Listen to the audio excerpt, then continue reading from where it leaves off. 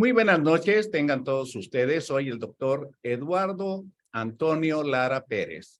A nombre de la Fraternidad Médica por la Salud, Médicos Unidos por México, les doy la más cordial bienvenida este martes 27 de junio del año 2023.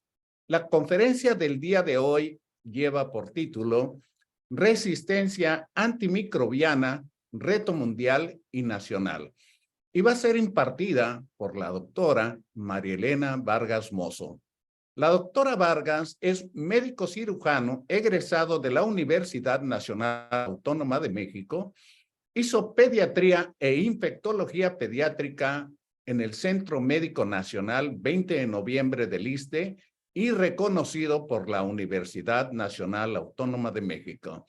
También tiene una maestría en inmunología clínica por el Instituto Politécnico Nacional. Fue profesora de pediatría de la Universidad Michoacana de San Nicolás en Morelia, Michoacán. Fue presidente de la Asociación Mexicana de Pediatría del ISSSTE, capítulo Morelia. Es socio titular de la Asociación Mexicana de Infectología Pediátrica. Fue infectóloga por 26 años de servicio en el Hospital de Alta Especialidad del ISSSTE en Morelia. Está recertificada por el Colegio Mexicano de Certificación en Pediatría y actualmente es miembro del Grupo de Investigación de Infectología Pediátrica. Es un gusto para mí cederle los micrófonos a la doctora Vargas. Bienvenida, doctora, los micrófonos son suyos.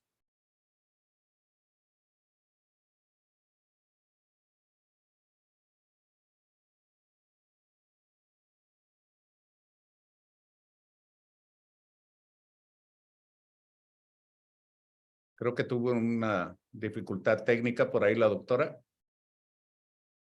Doctora Vargas.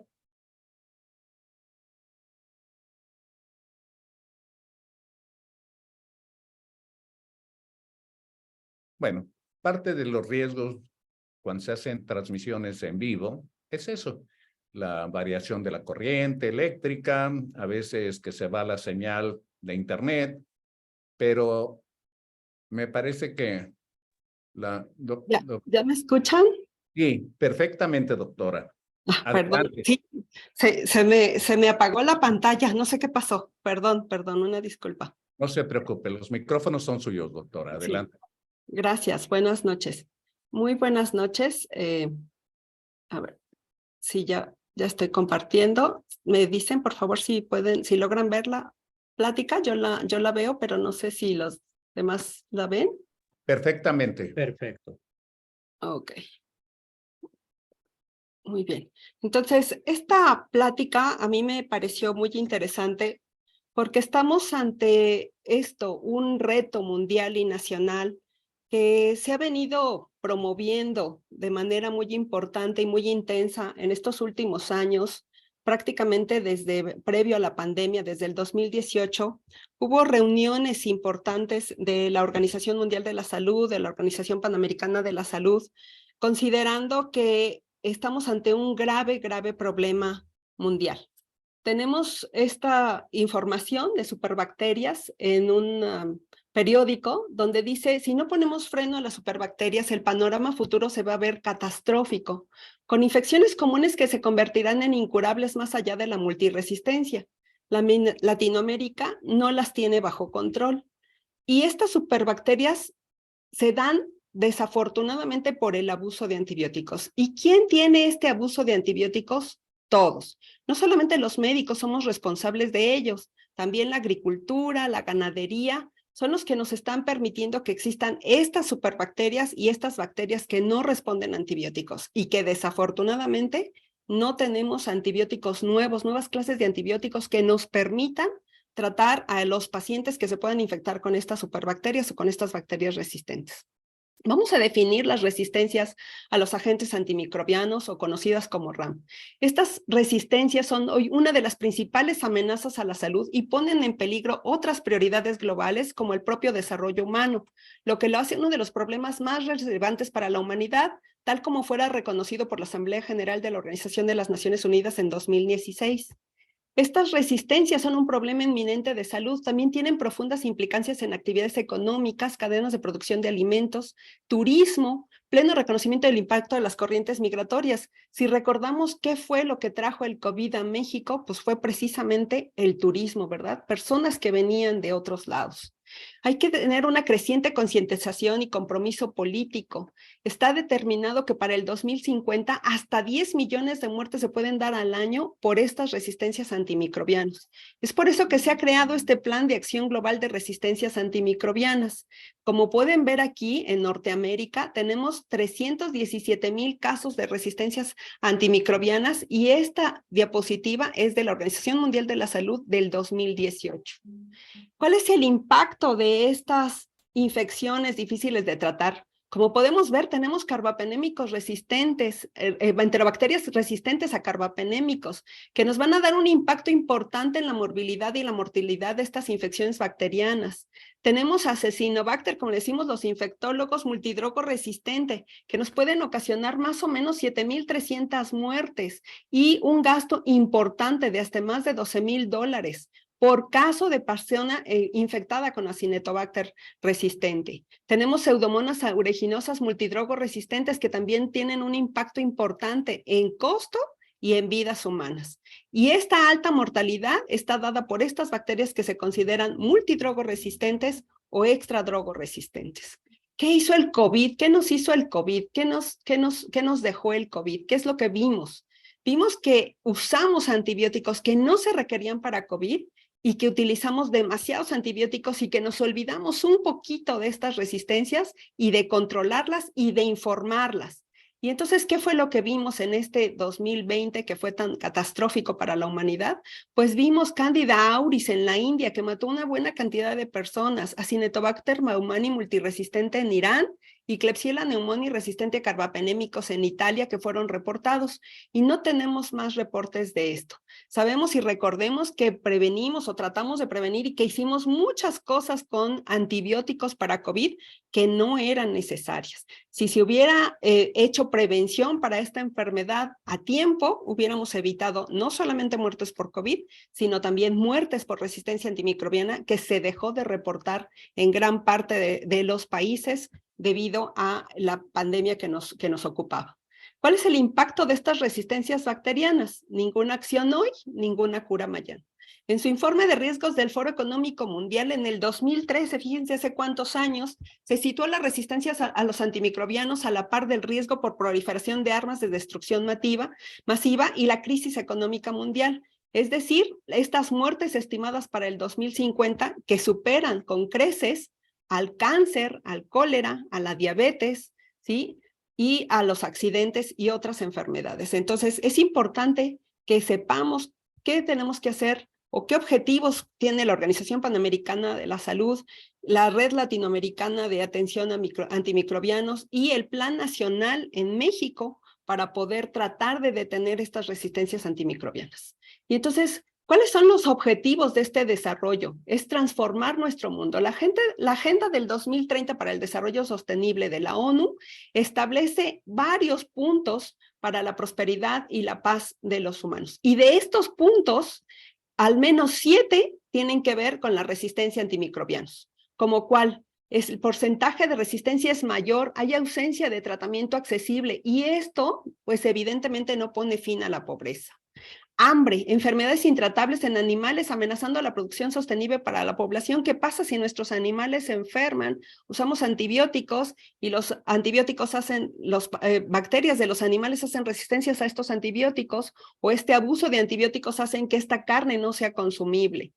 Y esto va a traducir en hambrunas. Salud y bienestar. Los antimicrobianos son fundamentales para todos los sistemas de salud. Todos necesitamos estos antimicrobianos y necesitamos que sean efectivos porque sabemos que un gran porcentaje de nuestros pacientes se infectan y mueren por sepsis.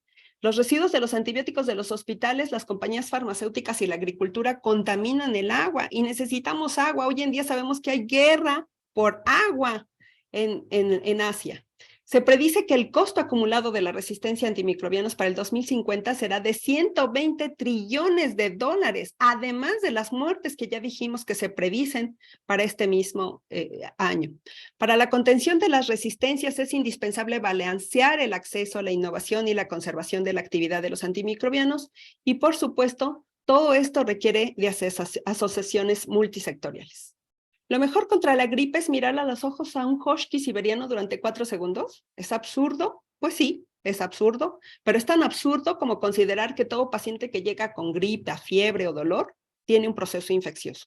Recordando que las causas de fiebre pueden ser muchas y que los resfriados en la gran mayoría de los casos no son bacterianos y no requieren antibióticos. Y entonces, ¿cuáles son los avances recientes que se han proclamado a nivel mundial en el 2022 en la Reunión de las Américas que se llevó a cabo en noviembre? Bueno, pues se boletinó un plan global de acción para las resistencias o contra las resistencias antimicrobianos que se viene trabajando desde el 2015, aunque no fue hasta el 2017 y 2018 cuando realmente se hizo este plan de acción global. ¿Y qué fue lo que se decidió? Que se tenía que vigilar, que se tenía que controlar, que se tenía que prevenir el uso de antibióticos, que tenemos alternativas para tratamientos más básicos, que debemos investigar de nuevos antibióticos, de nuevos medicamentos, que debemos educar a los médicos jóvenes que vienen y que trabajan en farmacias, que no todo es antibiótico, y por supuesto que debemos comunicar. Esta comunicación abierta en la que tenemos que decir cuando detectemos a un paciente que tiene una bacteria altamente resistente, tenemos que informarlo y además esta información tiene que bajar a la población en general. La población tiene que saber que no es bueno automedicarse. Tenemos que seguir educando. ¿Qué hace este plan de acción global sobre las resistencias antimicrobianas? Tiene 5 objetivos, tanto el plan global mundial como el plan nacional, y lo vamos a ver más adelante. ¿Cuál es el primer objetivo? Mejorar la conciencia y comprensión de que existen estas resistencias, de que no podemos seguir la receta del vecino o la receta que me dio el médico hace un mes porque lo que tengo en este momento puede no ser lo mismo. Que debemos fortalecer el conocimiento basado en la evidencia. No puedo poner carbapenémicos porque se me vaya a infectar o ponerle carbapenémicos porque es mamá del médico y entonces se me vaya a complicar y mejor le pongo carbapenémicos o quinolonas. Reducir la incidencia de infecciones a través de saneamiento efectivo, lavado de manos, limpiar superficies, vacunas, optimizar el uso de estos medicamentos antimicrobianos en salud humana y animal. El esfuerzo no solamente es para nosotros los humanos, tiene que ser también a través de quienes se dedican a ver la situación de los animales que consumimos los seres humanos. Y por supuesto, desarrollar modelos sostenibles de inversión, es decir, tenemos que invertir todas las sociedades dinero para poder tener este plan de acción, no solamente llevarlo a cabo, sino también en investigación. ¿Cuál es el avance de estos países de la región en el desarrollo de sus planes nacionales de acción? Esto se vio en el 2018. ¿Y qué fue lo que vimos? Como pueden ver, tenemos países en moradito, que son los que ya están llevando a cabo este plan de acción para la disminución de las resistencias antimicrobianas. Y tenemos en naranja los países que están en desarrollo. En azul podemos ver aquí a México, que está con el plan operacional y monitoreo de este plan de acción contra las resistencias antimicrobianas. Y entonces este plan que se llama GLASS, que es el Sistema Mundial de Vigilancia de las Resistencias a los Antibióticos, ¿qué es lo que estandariza? Bueno, pues pretende mejorar la seguridad del paciente promoviendo el diagnóstico y garantizar la calidad de la identificación de las bacterias, así como pruebas de susceptibilidad antimicrobiana. Si yo sé a qué es susceptible este microorganismo, es más fácil que le dé el antibiótico adecuado y no que me vaya a un antibiótico que no sea el adecuado y que pueda favorecer las resistencias.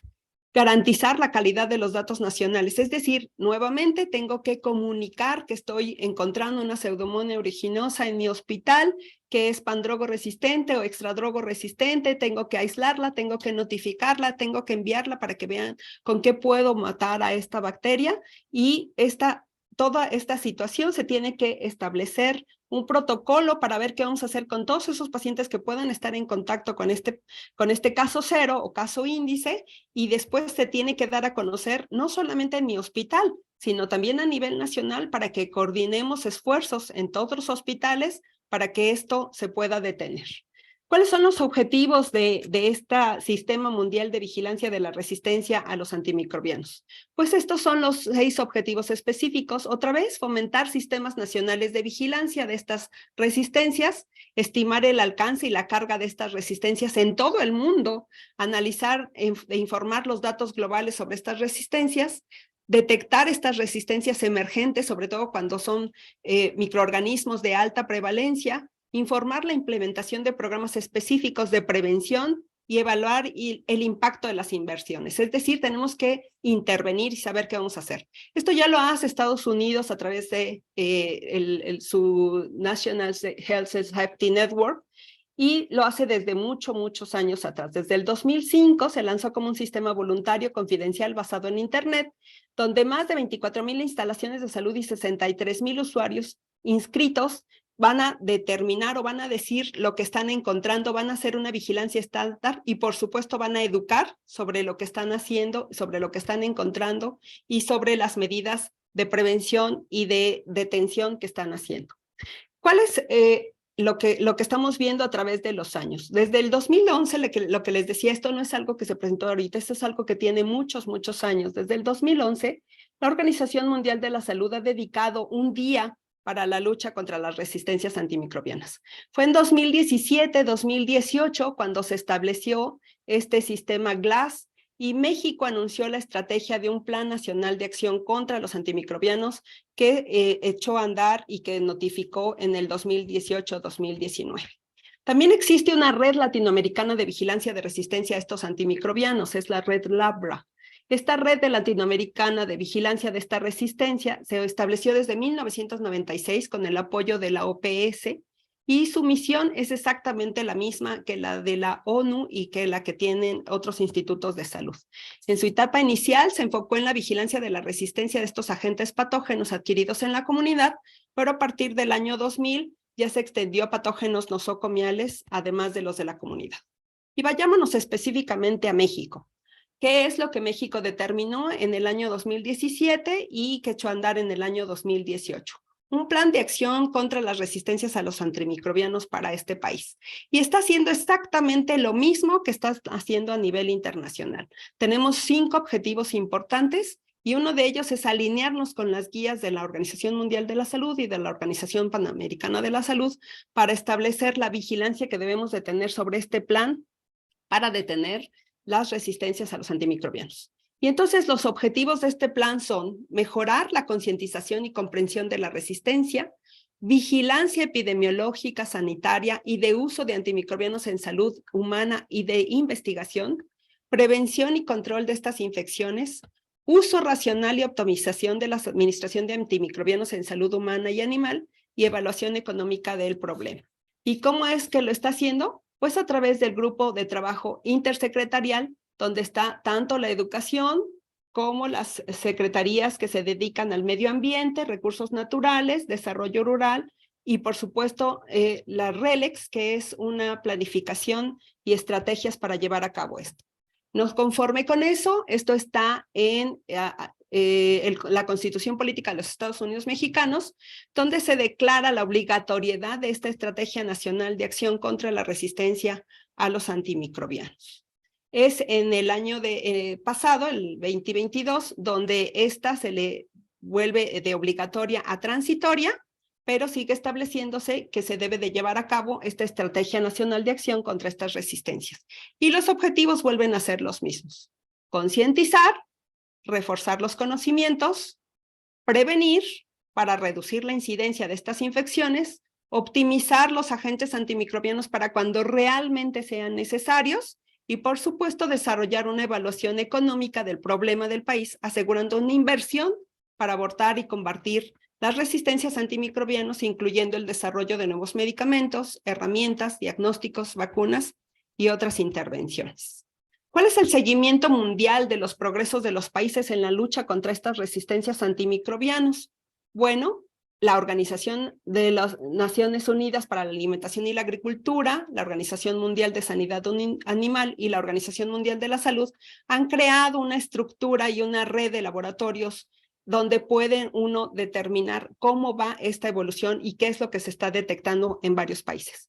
Desafortunadamente, no hay evidencia de la autoevaluación de México desde el 2020. Y estos son los países y territorios de áreas inscritos en este Sistema Mundial de Vigilancia de las Resistencias Antimicrobianos. Son los que ven en moradito, y los que no están inscritos para la vigilancia, pero que tienen un sistema propio de vigilancia, pero que no lo reportan a la Organización Mundial de la Salud o Panamericana de la Salud, son los otros que ven en azulito. Y entonces, ¿cuál es la colaboración de estos tres grupos? Bueno, al final de cuentas, es ver que todo va a incluir en la salud humana y que tenemos que poner nuestro granito de arena todos para que la salud humana no se vea afectada. La cuatripartita anuncia el nuevo nombre de la campaña y se lleva a cabo en el mes de noviembre y es anual, sobre la Semana Mundial de la Concientización sobre el uso de antimicrobianos. La Red Labra, que es la Red Latinoamericana de Resistencia o Vigilancia de Resistencia a Antimicrobianos, está inscrita desde el 2004 y se encontraba prácticamente toda Latinoamérica, y quien llevaba a cabo toda la identificación y el apoyo de redes era Argentina. Argentina era quien concentraba todo lo que se informaba a nivel Latinoamérica y lo coordinaba la Organización Panamericana de la Salud.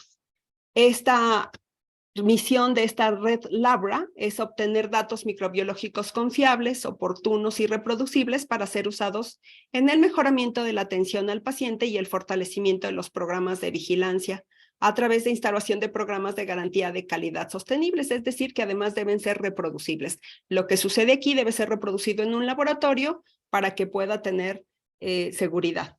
¿Por qué requerimos redes de vigilancia? ¿Por qué voy a estar vigilando qué está haciendo el doctor de al lado? No, no se trata de eso, no se trata de vigilar a mi compañero. Se trata de producir información, es decir, de producir datos que puedan definir qué ocurre, con qué magnitud y extensión. La mejor definición de una red de vigilancia es que favorecen las acciones para prevenir, ¿sí? Es decir, si yo veo que en las farmacias están recetando antibióticos a todas las faringitis o que siguen recetando antibióticos a COVID, entonces lo que yo tengo que hacer es decir a las autoridades que esto está pasando y tenemos que hacer un programa de concientización, de información y de educación a estos médicos o a estos personajes que puedan estar utilizando mal los antibióticos para que no tengamos este problema. Entonces, la definición de vigilancia es colección, análisis, interpretación y diseminación sistemática y continua de datos para acciones en salud pública. Es decir, voy a concientizar sobre el problema. No voy a atacar, no voy a agredir, voy a concientizar y voy a establecer medidas de intervención apropiadas, como serían los programas de educación médica continua como el que estamos llevando a cabo. Existe también otro plan que se ha desarrollado en México, lo desarrolló la UNAM, que es la red PUCRA. Es el Plan Universitario contra las Resistencias Antimicrobianas, y esta red tiene varios estados que lo conforman. Ustedes pueden ver los laboratorios que están incluidos en esta red PUCRA, que la lleva a cabo la UNAM, y la supervisa el Instituto Nacional de Salud Pública Salvador Subirán, con el doctor Ponce de León. Y aquí pueden ver, por ejemplo, yo que estoy en el estado de Michoacán, tenemos un laboratorio que identifica a estos aislamientos y los notifica a la red PUCRA. ¿Cuáles son las áreas claves para el plan de acción global? Esto es a nivel internacional. ¿Qué se hace? Lo que ya dijimos. 1, mejorar el conocimiento y la comprensión sobre estas resistencias, comunicación del riesgo y educación. 2, hay que fortalecer el conocimiento y la vigilancia, investigación nacional y replicación a nivel internacional. Reducir la incidencia de infecciones a través de medidas efectivas como higiene, ¿sí? Servicios de salud, prevención, salud animal, optimizar el uso de estos antimicrobianos en la salud humana y animal, que es el acceso a los antimicrobianos de calidad y el uso en veterinaria y agricultura, para qué se usan, en qué se usan y que se usen bien, y asegurar la sostenibilidad de la inversión, es decir, que haya dinero suficiente para la investigación y para reproducir lo que estamos diciendo. La línea de acción número 1, concientizar y educar. Vamos a enfocarnos en lo que se hace y por qué se hace. Sabemos que una cepa resistente va a producir en una población bacteriana de mutantes preexistentes, esta única célula va a producir estas mutantes que se pueden combinar con cepas que son sensibles y al combinarse van a producir clones más resistentes que se van a mezclar con el resto de la población. Vamos a traducirlo primero en un ejemplo. Hay un estudio muy interesante que se hizo hace varios años donde se buscaba Streptococcus pneumoniae en la garganta de preescolares en la Ciudad de México. Lo hizo el Instituto Nacional de Pediatría y se observó que había un 40% de niños que tenían Streptococcus pneumoniae resistente a penicilina en garganta. Sabemos que el Streptococcus pneumoniae en garganta no lo debemos tratar, pero ¿qué pasa si en esa época se pedían exudados faringios en los preescolares y se encontraba Streptococcus pneumoniae y lo mandaban con el médico y el médico daba tratamiento? Bueno, ese tratamiento puede hacer que se incremente esta Streptococcus pneumoniae resistente en una comunidad que no está enferma. Eso es de lo que se trata esta selección y diseminación de resistencias. ¿Cuáles son las definiciones para estas resistencias? Tenemos multidrogoresistentes, extradrogoresistentes y pandrogoresistentes. Yo les voy a poner el ejemplo de Mycobacterium tuberculosis, que es quizás el más sencillo. Tenemos una Mycobacteria tuberculosa multidrogoresistente cuando es resistente a rifa e iso, de las 4 drogas que se deben de dar.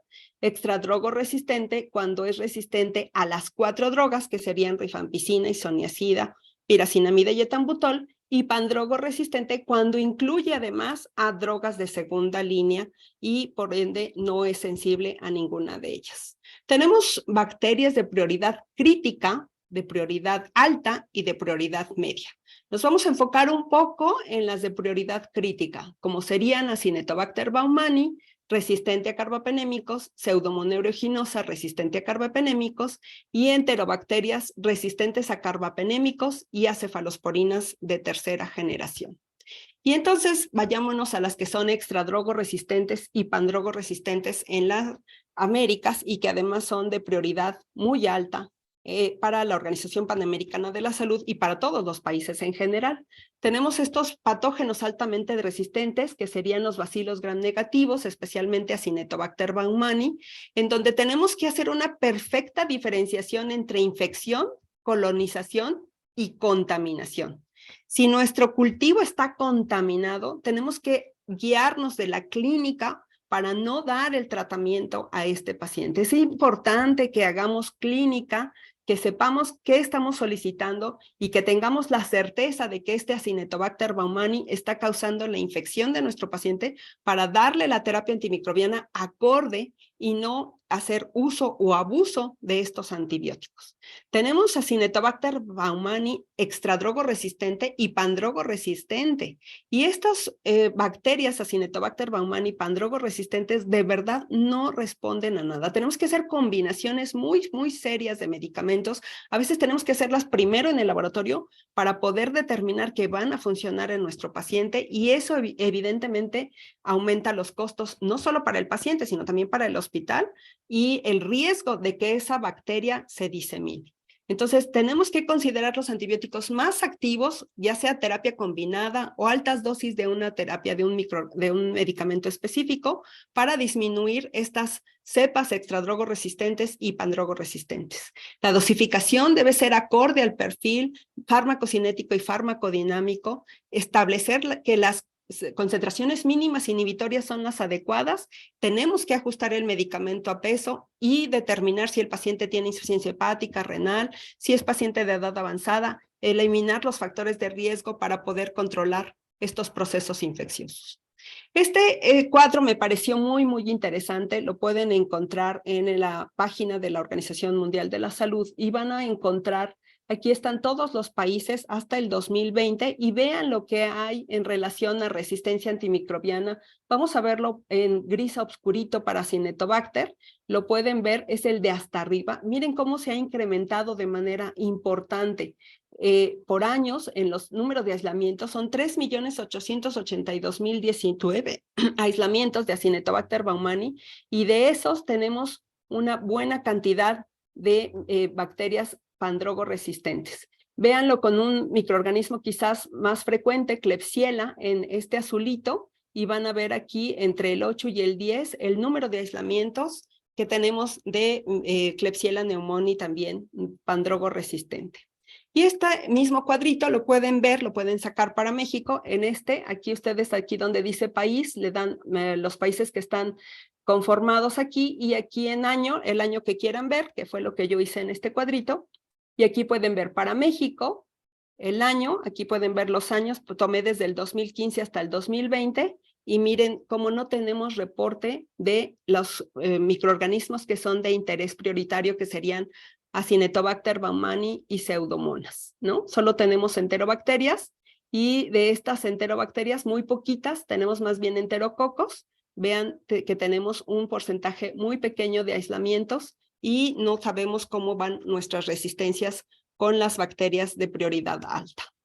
Acinetobacter baumannii, ya dijimos, este agente patógeno se encuentra con frecuencia en suelos y aguas, y en general resulta inocuo para las personas sanas, pero en el caso de personas debilitadas, es decir, inmunocomprometidos o con enfermedades graves, bueno, pues causa asesinatos realmente, por eso le decimos Acinetobacter en infectología. Entonces, vean, para México, esto fue en el año 2020, en plena pandemia. Lo poquito que teníamos registrado es que México tenía más o menos el 75% de resistencias, pero vean, Perú, 98% de resistencias de Acinetobacter al carbapenémico, y México el 75%. Vean Argentina, 91%. Guatemala, 90%, y además es frontera con México. Entonces, ¿cómo está nuestra frontera de México en relación a Acinetobacter carbapenémico resistente? Esta es otro dato, otra base de datos que pueden encontrar de los laboratorios Pfizer. No es comercial, pero ellos tienen esta base de datos muy interesante, donde igual ustedes pueden ver Latinoamérica, pueden ver el Acinetobacter, y resistencias a cefalosporinas y carbapenémicos. Y miren ustedes en estas gráficas las concentraciones mínimas inhibitorias que ahora se requieren sumamente elevadas. Vamos a verlo con cefoperazona sulbactam en amarillito. Vean cómo ha alcanzado concentraciones mínimas inhibitorias hasta de 2. Esto es muy, muy preocupante, porque es una bacteria que tenemos en las terapias intensivas y que nos mata a una buena cantidad de pacientes. ¿Qué sucede con Pseudomonas aeruginosa? Bueno, esta también es altamente resistente, fue catalogada por la OMS como una de las mayores amenazas para la salud humana. Yo creo que no existe un hospital en todo el país que no tenga Pseudomonas aeruginosas y que no tenga problemas con Pseudomonas aeruginosas, pandrogo resistentes o extradrogo resistentes, no solo a imipenem, meropenem y epipiracilina, tazobactam, sino también a todos los antipseudomónicos conocidos. Vean ustedes, aquí tenemos nuevamente en esta pequeña gráfica en Latinoamérica cómo estamos en relación a resistencias. Vean, resistencia en rojito, ¿sí?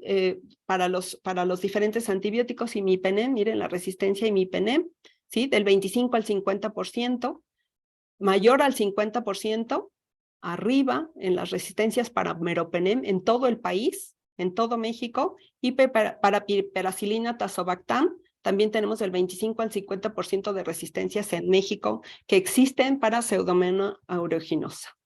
Este es otro cuadrito, quizás no está muy entendible, pero aquí lo que quise mostrarles es lo que se ve en epidemiología a nivel global, y ustedes pueden ver Estados Unidos, solo un 2% de resistencia, en Latinoamérica 69% en términos generales, en el Medio Oriente 30%, en Oceanía 57%, y en China otro por ciento. Esta se ve un poco más clara, pero esto está registrado también en la página de la Organización Panamericana de la Salud y de la Organización Mundial de la Salud, y aquí nuevamente podemos ver cuando hay resistencias o genes de resistencia a carbapenemasas, más de 2 genes en azulito claro, y aquí pueden ver para Centro y Sudamérica, vean aquí, 23, 18% más o menos. México está considerado dentro de Norteamérica, y vean, en la Unión Americana tiene solo el 3% de resistencias, pero México tiene una resistencia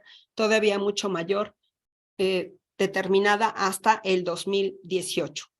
Klebsiella pneumoniae, aproximadamente entre el 3 y el 5% de la población es portadora de esta Klebsiella y gracias a su sistema inmunológico no se enferman, pero si la persona es inmunocomprometida, evidentemente se enfermará. Y esto que fue muy, muy preocupante en el 2020, en plena pandemia, si alguien pudo ver este escrito de dobles productores de carbapenemasas, es decir, teníamos enterobacterias que estaban produciendo 2 o más enzimas carbapenemasas. Y aquí podemos ver, México no estaba ahí, no reportó ninguna, pero vean Guatemala. Estaban reportando KPC, NDM y OXA 181 y OXA 232. Aquí en México, en el Centro Médico Nacional 20 de noviembre, se reportó OXA 48 en una terapia intensiva y también en la terapia neonatal del 1 de octubre. Entonces vean, Colombia, tenemos KPC, NDM y otras enzimas en un porcentaje considerable. Y esto es muy, muy preocupante. Eso quiere decir que no solamente no le van a funcionar los carbapenémicos a nuestro tratamiento, sino que tenemos que buscar combinaciones de diferentes antibióticos porque tenemos evidentemente bacterias que no van a responder a ninguno porque tienen más de una carbapenemasa, tienen 2 o más carbapenemasas. Y esto es realmente preocupante. Entonces, tenemos estas principales carbapenemasas que se han encontrado en Latinoamérica y aquí nuevamente no tenemos a México reportándolo, pero podemos ver aquí a Pseudomonas aeruginosa, enterobacterias, esto ETBs enterobacterias, vean las enterobacterias que tienen determinado o que han encontrado KPC en sus enterobacterias. Aquí tenemos Brasil, tenemos Perú, ¿sí? Para Pseudomonas aeruginosas, tenemos MBL, la enzima MBLM, que es una carbapenemasa, tenemos todo Sudamérica y parte de Centroamérica, y para Cinetobacter baumannii, que son productoras de OXA. Y nuevamente aquí tenemos la incidencia de enzimas de espectro extendido contra enterobacterias, y aquí tenemos CTX de diferentes números que producen o que generan una resistencia a todos los cefalosporinas y que nos pueden crear resistencia a carbapenémicos. Miren, para Europa, tenemos en azul tenemos la barrita de Escherichia coli y en naranja tenemos la barrita para Klebsiella pneumoniae. Vean, en Europa, las resistencias de Klebsiella pneumoniae o la producción de estas enterobacterias con beta-lactamasas de espectro extendido hasta el 37%, África 53%, Latinoamérica 44% y Pacífico de Asia 25%, Norteamérica solo el 12%, para Klebsiella pneumoniae y para Escherichia coli se incrementa hasta el 33% en América Latina. Y nuevamente aquí tenemos beta-lactamasas de espectro extendido de Klebsiella pneumoniae y E. coli intrahospitalaria en el 2022, y vean otra vez aquí por países, Costa Rica, Colombia, Brasil, Guatemala, ¿sí? Aquí está México, que tiene algunas determinaciones del Instituto Nacional de Nutrición Salvador Subirán. Y esto, lo único que les quise mostrar con esta gráfica es cómo se ha incrementado de manera importante la presencia de carbapenemasas en enterobacterias. Y esto nuevamente es preocupante. Neisseria gonorrea es una bacteria que desafortunadamente también ha estado haciendo resistencias. Tenemos a la supergonorrea que se encontró en Australia, y tenemos otros países como Grecia que también han determinado esta superbacteria de Neisseria gonorrea que no responde fácil a tratamientos. Esta es otra gráfica donde vemos las concentraciones mínimas inhibitorias para Neisseria gonorrea por país, y quise ponerles a Argentina porque es el que se parece más a México, y vean cómo ha incrementado de manera importante la concentración mínima inhibitoria de antibióticos que se requieren o que podíamos utilizar para el manejo de esta Neisseria gonorrea. Salmonela, no se diga, los mexicanos la conocemos muy bien, nos paramos en todos los puestos de tacos y ahí las adquirimos, somos un poquito resistentes a la salmonela, pero díganle a un europeo que coma taquitos en la calle y no le va a ir tan bien.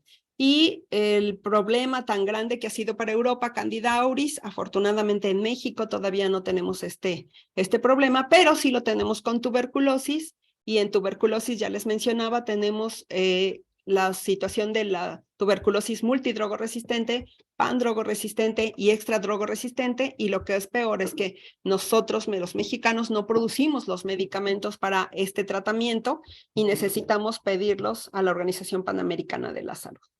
¿Qué vamos a hacer en la línea de investigación 2? ¿Cuál es la línea de acción 2? Vigilancia e investigación. ¿Qué tenemos que hacer aquí? Bueno, tenemos que vigilar, es decir, tenemos que buscar en nuestros laboratorios qué microorganismos tenemos que sean drogoresistentes, pandrogoresistentes, extradrogoresistentes, y tenemos que mandarlos a una red de laboratorios o a un laboratorio nacional de referencia. En México generalmente lo hacemos al INDRE. Hay laboratorios muy grandes como el Instituto Nacional de Nutrición Salvador Subirán, que no necesita enviar al INDRE. El ISSSTE mandamos al INDRE cuando tenemos esto. Tenemos que evaluar, tenemos que ver que fluya la información, tenemos que ver que haya un protocolo de vigilancia y que ese protocolo de vigilancia nos permita evaluar, externar la calidad de la muestra y, por supuesto, hacer un programa que nos permita evitar que tengamos diseminación de estos patógenos. Entonces, ¿qué hace este protocolo de vigilancia? Tiene que definir las muestras, qué muestras patológicas hay que vigilar, qué perfil de sensibilidad por patógenos, qué antibióticos funcionan, qué antibióticos no funcionan, qué combinaciones de antibióticos puedo hacer, cómo voy a informar, qué restricciones voy a poner. Por ejemplo, en mi hospital, la restricción es que todos los antibióticos de amplio espectro los maneja el infectólogo. ¿Qué metodologías? Tengo que dar a conocer las guías. ¿Qué guías tengo que dar a conocer a los estudiantes de medicina, a los residentes, a mis compañeros médicos o quirúrgicos, para que no tengan este abuso de antibióticos y que estamos diciéndoles que estamos encontrando una bacteria, no sé, Pseudomonas aeruginosa, pandrogoresistente o multidrogoresistente, o que hemos encontrado una carbapenemasa KPC y que por eso debemos tener cuidado con este paciente? Hay que aislar al paciente y hay que hacer todo el protocolo. Entonces, ¿cuál es la estructura del sistema de vigilancia? En el centro de salud se hace el diagnóstico y el muestreo. La muestra se aísla, se identifica, se hace antibiograma, se envía el resultado a una red de vigilancia nacional. Esta red de vigilancia nacional también puede ser o intercambiar información con la red de vigilancia regional, y por supuesto se envía a una red de vigilancia global. Es decir, no todo se queda en mi hospital. De mi hospital debe salir para el país, y del país debe salir para la Organización Latinoamericana, y de Latinoamérica debe de salir para el mundo. Todo el mundo debemos saber a qué nos estamos enfrentando. Nuevamente, ¿cuáles son los patógenos bajo vigilancia? Los que ya les habíamos dicho, los de prioridad alta, Acinetobacter, Pseudomonas y Enterobacterias.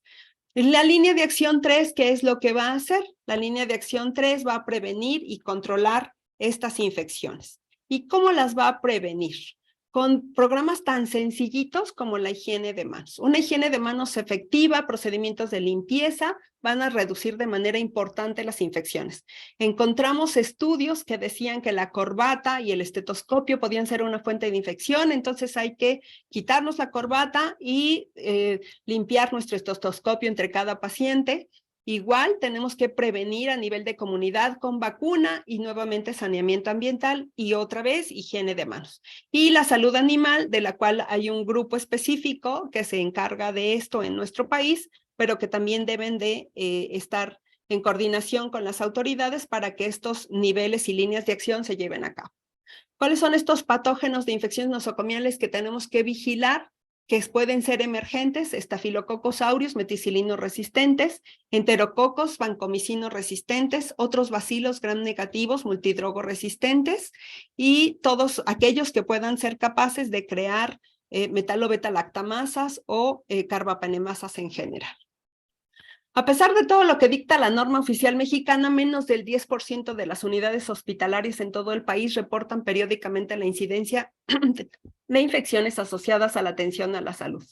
Esto es muy triste porque estas infecciones asociadas a la atención a la salud se atribuyen un 6%, 7% de gastos extras y de mortalidad en nuestros pacientes. Y por supuesto, a esto le tenemos que agregar que una cantidad no despreciable de estos pacientes pueden tener microorganismos con microorganismos resistentes. Este es el estudio más nuevo que encontré, no encontré otros más nuevos, y eso solo dice o dicta que no estamos reportando tanto como quisiéramos. Está en la revista de Medicina Interna de México, donde se detectó infección nosocomial por Acinetobacter y su efecto en un hospital de segundo nivel. Y como ustedes pueden ver, bueno, el tejido más afectado fue el tejido pulmonar. Aquí está esta tabla donde pusieron sexo masculino, miren los hombres más afectados.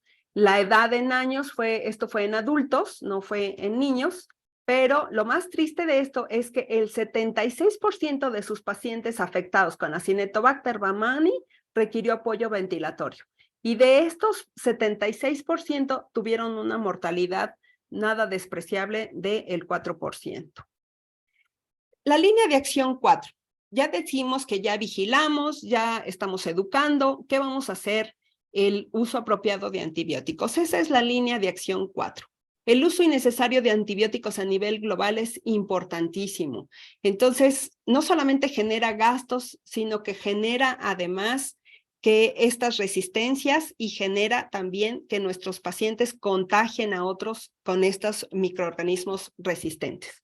Esta es una prescripción de antibióticos, un estudio que se hizo de prescripción de antibióticos en los Estados Unidos y en Brasil, y miren cómo hubo una cantidad importante de pacientes que tenían infección respiratoria aguda que recibieron atención por telemedicina o presencial, pero que recibieron antibióticos de amplio espectro a pesar de que no se determinó que la infección respiratoria aguda fuera bacteriana.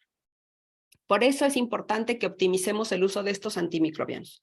¿Cuáles serían los beneficios de que sepamos utilizar antibióticos o de que tengamos la conciencia tranquila de que estoy recetando el antibiótico porque el paciente realmente lo requiere? Mejorar los resultados clínicos de los pacientes, minimizar, por supuesto, los eventos adversos que a veces no son nada despreciables y garantizar la utilización de tratamientos costo eficaces. Es decir, vamos a disminuir también costos, no solamente para el paciente, sino para la población en general. Optimizar el uso de estos antibióticos en la salud humana y animal nos va a permitir además tener diagnósticos oportunos, adecuados, y tenemos que hacer pruebas especiales cuando sean necesarias, pruebas rápidas, pruebas bactericidas y por supuesto vigilar estas resistencias antimicrobianas. Hay nuevas metodologías para pruebas de sensibilidad, dilución en agar, disco de difusión, PCR, secuencias total de genomas, que estas no las hacemos diariamente, pero se pueden hacer con fines de investigación. Y, por supuesto, una vez que tenemos los resultados, entonces podemos tener decisiones de tratamiento. Yo siempre les digo, el primer antibiótico debe ser basado en guías o puede ser empírico. El segundo esquema antibiótico tiene que ser siempre basado en cultivos. Es la mejor forma de dar un tratamiento adecuado a un paciente que tenemos hospitalizado. ¿Por qué es importante detectar carbapenemasas? Pues ya vimos, hay varias metodologías para estas, pero es importante porque si una carbapenemasa no detectada va a incrementar la mortalidad del paciente en 20 a 40%. ¿Por qué? Porque estamos dando un tratamiento que no es el adecuado. La demora en la instalación de un tratamiento adecuado pues va a hacer que haya una mortalidad. Hemos hablado o hemos escuchado hablar en otras pláticas acerca de la hora dorada. Tenemos una hora dorada para poner el antibiótico para que nuestro paciente mejore cuando llega en choque séptico, pero si el paciente no está en choque séptico y está en sepsis, tenemos hasta 3 horas para tomar cultivos y tener la mejor decisión para este paciente y de este modo permitir que este paciente sobreviva y a la vez disminuir el riesgo de resistencias. Una carbapenemasa no detectada, pues como ya mencionamos, va a incrementar la mortalidad y es un factor independiente de mal pronóstico. Entonces es importante que podamos tener una rapidez para detectarlo y para eso tenemos nuevos métodos diagnósticos que si bien no los tenemos en todos los laboratorios o que bien puedo no tenerlo en un hospital particular o que no es accesible para el paciente privado en algunas ocasiones, entonces tengo que hacer mucho ojo con la clínica Y una vez que es posible, entonces auxiliarme de otros laboratorios o de otras pruebas, aunque sean más tardaditas, que me puedan determinar que el tratamiento que estoy dando es el efectivo para este paciente. Este es un esquema simplificado para la detección rápida desde una botella de hemocultivo de carbapenemasas, y aquí pueden ver en una botella de hemocultivo se hace una concentración, se centrifuga, y una vez que se centrifuga pasa directamente a una mezcla específica donde se detectan las carbapenemasas por un vórtex, y esto me permite saber que ese paciente pues no va a responder a carbapenémicos. Estas son las enterobacterias detectadas en el 2015, productoras de carbapenemasas, y estas son por KPC, y aquí podemos ver otra vez México no está reportado, y para NDM y para OXA en algunos países de Sudamérica. No tenemos reportes, desafortunadamente, de México. ¿Qué combinaciones de tratamientos podemos hacer? Muchas, múltiples, pero si no es la adecuada, no va a funcionar. No todo es colistina. Muchos de mis compañeros a veces dicen, si es una Cinetobacter hay que ponerle colistina, porque no va a responder a carbapenémico. No, primero tenemos que identificar si la sinergia de esta combinación de antibióticos va a funcionar, y eso se puede hacer con un cultivo. Si yo tengo un cultivo, en el cultivo in vitro puedo hacer esta combinación de antibióticos y poder detener el crecimiento de esta bacteria, y eso lo puedo traspolar a mi paciente y darle o tener la certeza de que estoy dando una mejor combinación que pueda detener a la bacteria y que por lo tanto pueda permitir la sobrevivencia de mi paciente. Cuando se trata de laboratorio de microbiología, pues no solamente es que me diga si es sensible, resistente, sino que me diga a qué es sensible o a qué es resistente. El mal uso de antibióticos, pues evidentemente nos pone en riesgo a todos. Y es importante que nosotros prevengamos estas resistencias antimicrobianas y, por supuesto, las notifiquemos. Y para eso es importante también que conozcamos las guías de tratamiento. Las guías de tratamiento básico nos van a permitir dar los tratamientos iniciales adecuados para las patologías que estamos sospechando en nuestro paciente. Y para eso tenemos un montón de guías que nos pueden ayudar y servir. Si yo pienso que mi paciente tiene una sinusitis, bueno, me puedo ir a estas guías y ver cuál es el mejor tratamiento para sinusitis. Si yo tengo la oportunidad de hacerle un cultivo a este paciente, entonces ya tengo una terapia dirigida. Si yo estoy ante un paciente con una bacteria pandrogo resistente o multidrogo resistente, entonces tengo que ayudarme, auxiliarme de gente, del infectólogo, de la persona que sepa más sobre resistencias, y además, lo más importante, tengo que notificar. Y todas estas guías, algunas son compradas, otras son totalmente gratuitas. Esta de la OPS es totalmente gratuita, solo hay que descargarla. El prontuario es totalmente gratuito, hay que descargarlo. Las guías del CENETEC son totalmente gratuitas, hay que descargarlas. Entonces, el uso apropiado de antibióticos en animales y en el medio ambiente también está regulado por la Dirección General de Inocuidad Agroalimentaria, Acuícola y Pesquera del SENACICA aquí en México, y en el marco de esta designación se ha fortalecido la capacidad analítica del país para la vigilancia de estas resistencias. Entonces, las personas que tienen que hacer lo que tienen que hacer, los que se dedican a animales, a agricultura, lo están haciendo, y nosotros como médicos tenemos que hacer nuestra parte. Y la última línea de acción, la evaluación económica e inversión. Esa no nos corresponde, nosotros no vamos a invertir, quien invierte es el gobierno está tratando de hacer su parte con el desarrollo de la evaluación económica, y tiene un grupo para vigilar, un grupo de expertos que vigilan y que están al pendiente de todas estas resistencias que nosotros podamos reportar. Entonces, ¿qué es lo que tenemos que hacer? Pues reportar. ¿Sí? Entonces hay aplicación de minería genómica basada en filogenia y nuevos medicamentos que se están descubriendo, que son los sideróforos, y que se están tratando de utilizar para bacterias resistentes. También tenemos que la FDA ha aprobado este sideróforo, cefiderocol, para pseudomonas básicamente resistentes a carbapenémicos. Tenemos aquí el uso de colistina en nanopartículas, que están asociadas a una molécula de hierro y que permite que entre más rápido y por lo tanto mate a la bacteria. ¿Cuáles son las reflexiones que tenemos que hacer sobre estas redes de vigilancia? El hecho de que haya pocas redes basadas en patologías específicas y con indicadores armonizados de infecciones contra las infecciones asociadas a la atención a la salud y otros blancos nos va a limitar en la construcción de denominadores para conocer el impacto real. No conocemos en México realmente cómo estamos. Yo puedo saber cómo está mi hospital si lo estudio y lo investigo. Ustedes y cada uno de ustedes puede investigar lo mismo en su área de trabajo. Pero si no las notificamos, no sabemos cómo está el país. Como les decía, en estos estudios, en esta plática, no encontré nada reciente sobre México. Encontré algunos datos aislados de la red PUCRA, de la UNAM y del Instituto Nacional Salvador Subirán, pero son datos aislados. Ellos no representan lo que hay en todo el país. La mayoría de estas redes están basadas en el laboratorio. Lo que les explicaba es que Michoacán, por ejemplo, quien lleva todo esto es un laboratorio privado, no es ni siquiera un laboratorio institucional. Entonces, no sabemos que todo le llegue a ese laboratorio. Ese laboratorio reporta lo que le llega a él como laboratorio privado, pero no lo que está pasando en el IMSS, en el ISSSTE, en la Secretaría de Salud. ¿Sí? Están basadas en laboratorios con garantía de calidad. Afortunadamente, el laboratorio del que hablo aquí en Michoacán, pues sí tiene garantía, pero no sabemos los demás que están reportando qué garantías tienen o quién los está calificando.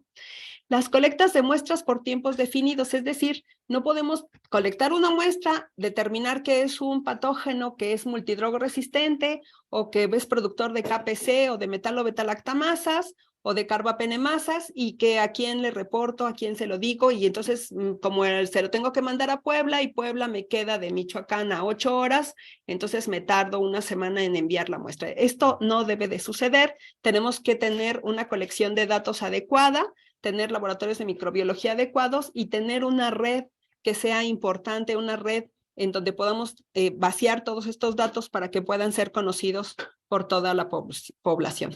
¿Cuáles serían las conclusiones sobre estas redes de vigilancia? Bueno, es importante que establezcamos o que sepamos que existen estos programas de vigilancia, que debemos participar, que México tiene estos programas que existen, que igual los tenemos que dar a conocer a la población y que tenemos que tener una red de laboratorios a los que podamos informarles que hemos detectado o encontrado una bacteria que es drogo-resistente y cuál es esa drogo-resistencia y qué vamos a hacer con esa bacteria y cómo la vamos a detener y cómo vamos a concientizar a nuestra población de que no se debe automedicar. Y la conclusión, más vale prevenir. ¿Qué es lo más básico que podemos hacer? Lavarnos las manos con frecuencia, evitar la automedicación de antibióticos, practicar una buena higiene de los alimentos, evitar el contacto directo con personas enfermas, cumplir puntualmente con el calendario de vacunas. En caso de sospecha de infección bacteriana hay que realizar los cultivos y ensayos pertinentes.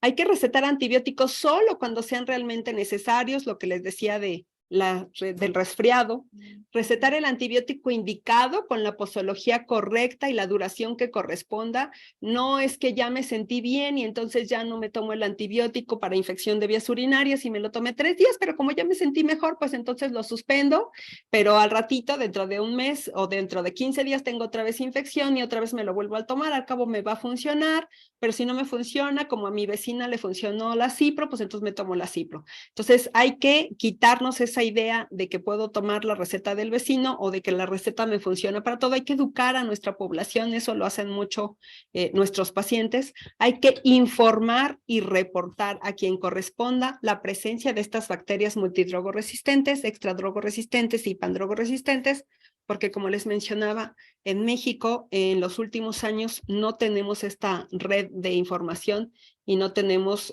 los datos que quisiéramos para poder concientizar y tener programas que podamos utilizar para detener estas resistencias. Muchas gracias.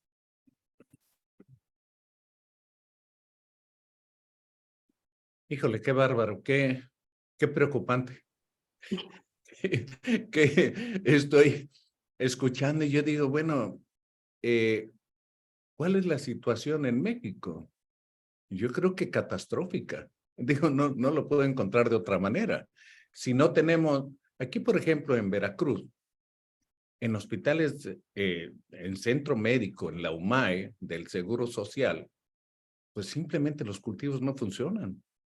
Se subrogan, un paciente grave tiene un cultivo a la semana cuando ya se tomaron decisiones en horas.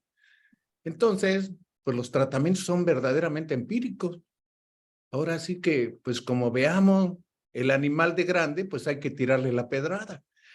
Yo creo que es bien preocupante. Y luego, por otro lado, ¿qué pasa con cuántos millones de recetas en los consultorios de todo tipo, de especialidades, de las farmacias, de médicos generales, se surten antibióticos? Yo creo que es un mundo, es una barbaridad. ¿Cuántos de ellos están indicados? Esta Bueno, es la situación, doctor, que esto me lo platicó un médico que trabaja en las farmacias ahora sí que en los consultorios de farmacias, y ellos tienen como un tope, tienen que mandar determinada cantidad de medicamentos al paciente que entra. Y sabemos que una de las primeras causas de consulta al médico son precisamente los procesos infecciosos. Y si el médico no tiene la conciencia de que no le debe de dar antibiótico y el paciente se va a ir a otra farmacia, a otro consultorio porque no le dieron antibiótico, si no les hacemos conciencia de que, mire, de verdad, se lo juro, usted no necesita antibiótico, es un resfriado, se le va a quitar solito en 3 días, no mire al Hoshki, tómese un buen café, un tecito y va a ver que se va a componer. Entonces, tenemos incremento de antibióticos mal recetados, mal dados. Alguna ocasión un médico le dije, no le voy a autorizar el carbapenémico, y me dijo, es que si se infecta es que no podemos poner carbapenémico profiláctico, por favor. Entonces, ese tipo de situaciones hacen que nos preocupemos de lo que está pasando, la realidad en México, a lo que nos enfrentamos todos los días, y de que tenemos que hacer conciencia sobre estas resistencias. Por eso quise dar esta plática, por la conciencia de las resistencias, la conciencia de que no todo proceso infeccioso requiere antibiótico. Hay infecciones virales que no las requieren, hay infecciones fúngicas que no requieren antibióticos, y que lo más preocupante para mí es que ¿a quién le vamos a reportar? O sea, yo lo reporto a mi hospital y epidemiología de mi hospital lo reporta a la Secretaría de Salud a nivel estatal y el estado lo reporta al nacional. Pero el nacional, ¿qué está haciendo si estamos fuera de la red del 2020 para acá? A mí me preocupa mucho. bueno, yo veo, es una plática muy buena, pero triste para muchos de nosotros y frustrante, porque yo veo que es un reflejo de la falta de conciencia de lo que es la medicina, su atención, y que la medicina no son buenos deseos, que se necesita invertir dinero. Entonces aquí no hay que ajustarse el cinturón y toda esa serie de tonterías que se dicen por ahí, sino que se tiene que invertir. No tenemos un sistema de monitoreo, y donde lo hay, pues algo falla, que ni siquiera se difunde. Se toman, diría yo, que la mayoría de las ocasiones, decisiones de un antibiótico sin una justificación, ya no digamos de laboratorio, una justificación clínica. Y además con padecimientos muy obvios. Aquí quiero mencionar, hace como 30 años, estábamos muy inquietos de las decisiones de la toma de decisión de prescribir un antibiótico. Entonces, estudiamos chicos escolares entre los 6 y los 12 años de edad que tuvieran fiebre de 3 días, y antes de darle un antibiótico, convencimos al Hospital General, tomando en cuenta la Secretaría de Salud, al Seguro Social, el Hospital de Ginecopediatría en Veracruz, y unos cuantos médicos particulares que mandaran a un laboratorio particular específico sus pacientes con esas características escolares de 6 a 12 años con fiebre de 3 días, para que les tomaran un cultivo. Y nos llevamos una sorpresa. Ya lo importante ya no era darle el antibiótico realmente. Lo interesante era que esas 100 muestras de cada institución, o sea, de las 2 instituciones más lo particular, decían lo que querían. Entonces, encontraron, por ejemplo, estafilococo, que fue de lo más común, y decía uno, bueno, ¿es patógeno? No, no, pues alguno, el laboratorio dijo que era auros coagulasa positivo, y recomendaban pues cosas totalmente fuera de la lógica. según su antibiograma, ¿verdad? De ese laboratorio y con esta técnica. Y luego encontramos otro estafilococo Lassa positivo de otro laboratorio en el que recomendan cosas totalmente discordantes, pues con otro laboratorio, con otro sensidisco, me imagino, ¿verdad? O con otro medio de cultivo, no lo sé. Pero algo falta para estandarizar, al menos, ¿verdad? Porque hay muchos médicos en el primer contacto, sobre todo, que quieren hacer las cosas bien. Se esperan, ven un cuadro febril, le mandan a hacer un cultivo, esperan el resultado del cultivo y el resultado del cultivo es tan incongruente que dicen, pues el cultivo no sirvió para nada, el germen ya lo sospechaba y este es el antibiótico que yo decido para darle al estafilococo.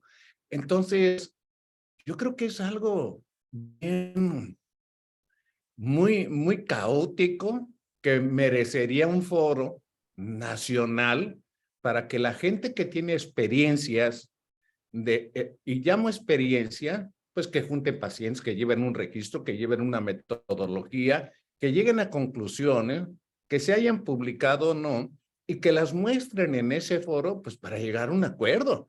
¿Por qué? Porque para mí me parece muy triste que oigamos pláticas de subespecialidades en infectología o lo que quieran, y nos dicen, en un estudio que se hizo en Inglaterra, encontraron tantos pacientes, los cultivos fueron así, las decisiones, esos son los antibióticos. Ah, pues qué padre, pero pues aquí no hablamos inglés, ni vivimos como en Inglaterra, aquí somos mexicanos. Pero no hay estudios en México. Entonces, la medicina de México está basada prácticamente en las experiencias extranjeras que llevan una metodología con una serie de equipo y sistema, pues que funciona. El equipo, aunque de nombre existe en México, pues no funciona. ¿Dónde está? Y mire, yo tengo un compañero, no voy a decir su nombre, pero fue el jefe de neumología pediátrica en el Centro Médico Nacional, que hicimos la carrera juntos, y nos juntábamos a veces en pláticas hablando de problemas respiratorios e infeccios, ya sean neumonías, asma, bronquiolitis, ese tipo de tópicos, pero mencionaba siempre las mismas referencias para hablar de las actualidades del tratamiento de la neumonía adquirida en la comunidad. Y yo le preguntaba, ¿cómo sabes tú los gérmenes que se adquirieron en la comunidad si traes la misma bibliografía de hace como 15 años que ni siquiera se hizo en México?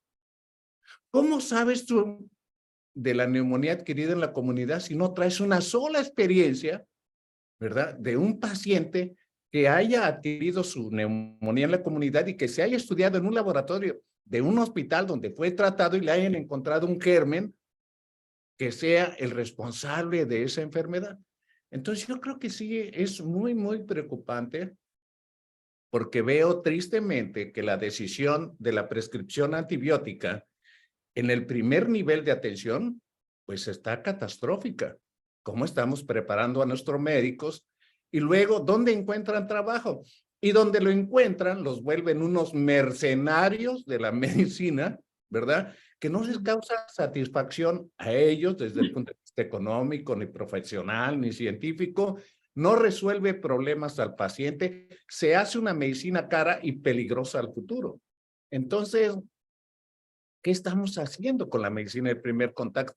¿Y qué pasa con la medicina de segundo contacto, verdad? Que ponen antibióticos profilácticos cuando alguien atiende un parto y dice, no, tuvo ruptura prematura de membranas, no llegan los exámenes, pero ponle tal impregnación con tal Sí, antibiótico, ¿verdad? Y dice uno, oye, pero pues la ampicilina no se utiliza desde hace como 30 años, ¿o en qué germen estás pensando, no? Está mal calculada. Pero el ginecólogo tiene sus ideas, ¿verdad? Y así lo hace. Digo, sí, bueno, pero ¿y qué va a pasar? Entonces, le estoy diciendo nada más una serie de cosas en casi 50 años que tengo de médico y que he visto tristemente, pues que la medicina se ha deteriorado en su calidad científica porque en la década de los 70, el Centro Médico Nacional era el centro de investigación más importante de Latinoamérica. De ahí surgían la mayoría de las publicaciones médicas. Si ahora decimos dónde se hace investigación, pues no mencionamos al centro médico para nada. Tiene equipos Instituto Nutrición. obsoletos, no sirven. No hay no hay dinero para poder hacer investigación. Entonces sí se vuelve algo muy complejo y a mí me gustaría pues que opinara la gente. Tenemos aquí gente experta, por ahí vi que estaba Toño Lueva, no sé si quiere opinar, pero el doctor Ulises Reyes me parece que estaba pidiendo la palabra. Ulises, si quieres, mientras menciono, hay saludos desde Argentina, felicitaciones en varias partes de la República. Aquí Araceli dice, muchas gracias, doctora María Elena, Araceli Silva, de la Ciudad de México. Muy amplia su exposición y sí muy preocupante. Desgraciadamente, generado por médicos y población. A esta última le es más fácil hacerle caso a la vecina, comadre, etcétera. Hay una pregunta que me viene así. ¿Servirá de Sí. algo que ahora en las farmacias, verdad? El médico particular haga 2 recetas para que una la conserven por la prescripción de un antibiótico? Creo que así es el asunto, ¿no? ¿Eso sirve de algo? No, no estoy segura de que se hagan 2 recetas, doctor. Yo en mi consulta privada hago una sola receta y generalmente en las farmacias se la sellan, le Eso. sellan la receta del antibiótico. Eh, lo que creo que debe de servir y creo que se está intentando hacer como parte del programa y del Plan de Acción Nacional es que si usted se recuerda, a los residentes y a los internos les piden las guías y en base a la guía de tratamiento para IRA, cuál es el antibiótico de primera elección para un paciente así y así. Entonces, el hecho de que los médicos, de nuestros egresados de las escuelas de medicina empiecen a conocer las guías es importante, pero también es importante que conozcan cuáles son los patógenos de la comunidad donde están trabajando. Eso es algo que hacíamos en el servicio social. En el servicio social teníamos que conocer qué era lo que estábamos trabajando. Lo hacíamos todo muy a la carrera porque llevábamos muchos programas, pero eso es parte fundamental de lo que debería ser la educación del médico que se va al servicio social o del médico que se va a trabajar, es que conozca las guías para que sepa cuál es el tratamiento de primera elección para su paciente, ¿no? Todo mundo sabemos que estreptococo beta hemolítico del grupo A sigue siendo sensible a penicilina y que debemos seguir dando penicilina. Y sin embargo, yo le puedo decir en mi hospital, no hay penicilina. Bueno, y además cuando la hay, no la recetan. Y no se Además, médico. exacto. Quiero andar todavía más en la receta, la prescripción y las farmacias, porque resulta que hay farmacias que llega el paciente con una receta muy bien establecida y dice, no tenemos esa medicina, pero tenemos un genérico, que es lo mismo. Y entonces en la farmacia se dan el permiso de cambiar la receta o la prescripción, o de opinar esa dosis no es la adecuada, está muy alta o muy baja, etcétera, o cambiarla. O si va sin antibióticos, no, pues está muy mal. Mire, pásele aquí con el doctor y ahorita le hace la receta. O sea, ya tiene el permiso para que nosotros le vendamos el antibiótico. Entonces, yo creo que hay una serie de argucias, vicios y todo que solamente en la medicina práctica, pues se aleja bastante y cada día mucho más a lo técnico, a lo científico, a lo normativo, a las guías. Y lo peor de todo es que no tenemos ni registros. A mí me encantaría saber ahora en la pandemia del COVID, pues le ha ido re bien a la medicina particular, sobre todo a las farmacias, porque tenían llenos los consultorios, ¿verdad? Y de los cuales pues recetaron millones de piezas de un antibiótico por ahí que no tenía ninguna indicación, pero a alguien se le ocurrió decir que servía para el COVID, ¿verdad? Y se vendía, Sí. pero en una cosa exagerada. Y ya no digamos de en la pandemia que tuvimos del H1N1, que a alguien se le ocurrió decir que ese era el tratamiento y se vendió cantidades industriales. Entonces, yo creo que estamos todavía, ¿dónde está la Secretaría de Salud? Si la misma Secretaría de Salud dijo en unas guías que ese antibiótico era parte del tratamiento del COVID. Entonces, yo digo, caray, pues algo anda mal o todo anda mal o qué es lo que está pasando. Algo pasa. Sí, No sé, doctor. Ulises, ¿tú quieres opinar? Sí, sí. Para que enciendas tu cámara y tu audio. Adelante, el doctor Ulises Reyes, Quiero académico. primero felicitar a la doctora Vargas Mozo por su excelente ponencia. Gracias, doctor. Nos pone el dedo en la llaga porque es un problema mundial. Ya platicamos del golpe de calor la semana, estos días que pasaron, y también este es un problema mundial. Se habló de paludismo, se ha hablado del agua, se ha hablado del problema más grave en el mundo que pone en riesgo la vida del ser humano sobre la tierra. Y esto no deja de ser un problema, doctora. Creo que aquí tenemos un compromiso todos. Tanto los que están trabajando en hospitales como los que estamos alguna vez en la consulta externa, viendo el primer nivel de atención. Creo que lo importante aquí es que, y no es que me encante la investigación, pero cada hospital, sobre todo de segundo nivel, por lo menos los hospitales deberían tener eso que le llamamos líneas endémicas y saber por lo menos cada 6 meses qué gérmenes existen y a qué son sensibles y resistentes. Yo me acuerdo que hace algunos años quise entrarle a este mundo en el pequeño hospital que teníamos en la privada, que no es lo mismo que estar en un público porque es diferente la resistencia y sensibilidad. Lo hicimos con Escherichia coli. Sabíamos que ampicilina, sabíamos que sulfamethoxazol, que se sigue usando muchísimo, no le pegaba para nada a Escherichia coli. Sabíamos que nitrofurantoína seguían siendo de elección, amicacina seguía siendo de elección. Y lo mismo está pasando en los hospitales, doctora. Yo estoy viendo ahora que en Cuneros, pero ha sido también por ese abuso que se ha hecho de antimicrobianos, no sé, de alto impacto, de alta cobertura, que al final se están haciendo multiresistentes, ¿no? Y se están regresando a otros como la colistina, que anteriormente estaba en el arsenal, regresó por algunas cepas. Pero eso está pasando. Es triste que nazca un niño que esté en un cunero y de repente se quede hospitalizado porque tiene sepsis o tiene datos de inflamatorios sistémicos tempranos que hay que cultivarlo y dejarlo hospitalizado. Entonces, esto es un problema grave en donde todos tenemos un lugar, todos tenemos que accionar, unos en la investigación, otros haciendo reportes. Yo me nutro mucho en nuestro querido Congreso, ya tengo 24 años con ustedes al de infectología, y que por cierto va a ser aquí en San Luis Potosí, porque escuchamos qué pasa con la gente que se dedica a neumococo y nos dicen, miren, está apareciendo resistencia en estas áreas, a estreptococo, algunos grupos que se dedican a saber los nuevos paneles virales, en fin, aprendemos mucho de esos tips, ¿no? No todos tenemos la oportunidad, pero sí nosotros como médicos ya viejos, me incluyo, tenemos la obligación de estar enseñándole a nuestros alumnos en el día a día, publicando y en las conferencias, diciendo que sí, que no y por qué. Yo la felicito por eso, porque Gracias. esos 5 puntos que usted abarcó brillantemente, pues son los que tenemos que seguir.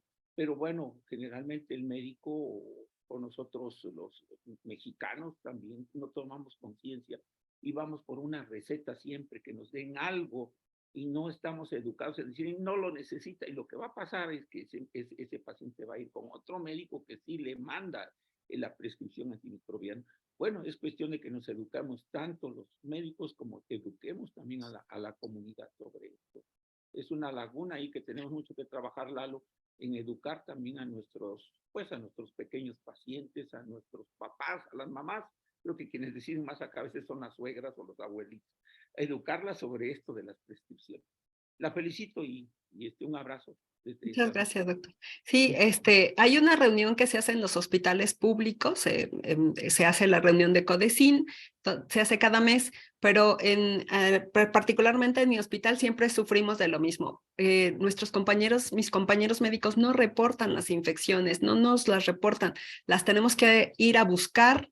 El departamento de epidemiología tiene que ir a revisar casi expediente por expediente para detectarlas porque el médico no reporta, no dice, la paciente entró por una colecistectomía y terminó en neumonía, o el niño entró por una apendicitis y resulta que la herida quirúrgica se infectó y no le hice cultivo y no tengo el antibiograma, nada más le cambié de que tenía ampiamica, pues ahora ya le puse meropenem, ¿no? Entonces, oye, le pusiste meropenem y qué tal si es un staph o si es un enterococo, o sea, tienes que saber qué es.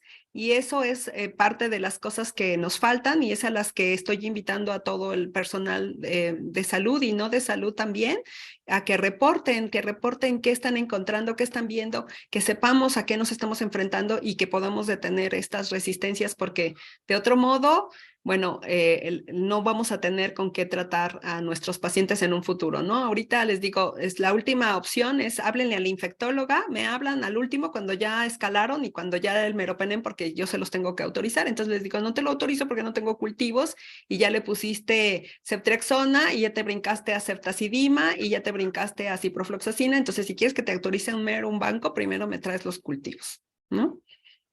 Y pareciera cuento de nunca acabar, porque Sí. también prácticamente todos los hospitales de segundo y tercer nivel hay un comité de infecciones nosocomiales. Y el codecín. Y que esas infecciones, el paciente entra por una causa, una enfermedad, y adquiere otra ahí en el hospital. Y al menos en mi experiencia, yo veía que no tomaban cultivos de la terapia intensiva, de los quirófanos, de las áreas grises, de las áreas blancas, etcétera. Entonces, pues, ¿qué es lo que está pasando? Y hay mucho para todo, pero ya llegamos y nos pasamos por mucho también del tiempo destinado. Ok, Es doctor. apasionante, necesario, muy preocupante. Y quiero pedirle que nos haga favor de mandar un mensaje final a manera de epílogo antes de cerrar esta transmisión.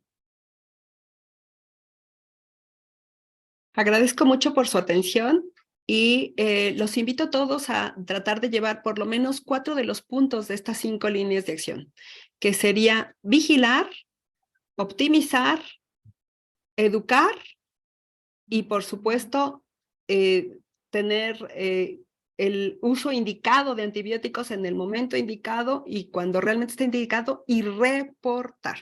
Muchísimas gracias y muy buenas noches. Muy amable, doctora. Antes de cerrar esta transmisión, yo quiero agregar a lo que ya mencionó la doctora Vargas, que algo tenemos que cambiar. Debemos de preguntarnos si en las escuelas de medicina estamos haciendo al médico que México necesita. Y luego, en los hospitales de segundo y tercer nivel, ¿por qué trabajamos deficientemente por falta de equipo? O sea, es una cuestión ética. Yo creo que debemos de alzar la voz, por allá algunos compañeros se han sublevado en ese aspecto, porque la medicina para ser de calidad no solamente es tener conocimientos y una buena intención, sino se necesita equipo, orden, vigilancia, coordinación, pero en fin, siempre está uno con la férrea necedad de que vendrán tiempos mejores.